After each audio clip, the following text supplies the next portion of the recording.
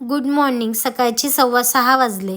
Main door open केला की मस्त सकाळी सकाळी प्राजक्तांच्या फुलांचा वास दरवळतो. झाड हलवलं की एवढा त्यांचा सडा पडतो की बस. मग काय फुलं वेचायला लागतात.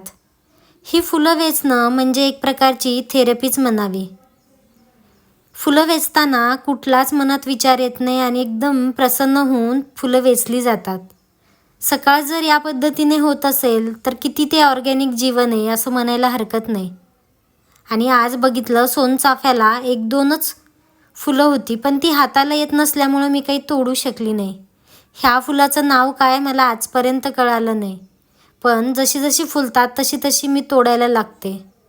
गोकर्णीला पण 1-2च फुलं आली होती, पांढरी आणि निळी एकत्रच लावलेली आहे. सर्व फुलं मी घेऊन पाण्याने स्वच्छ धुवून घेतली. त्याचं पाणी नितरायला ठेवलं. अंघोळ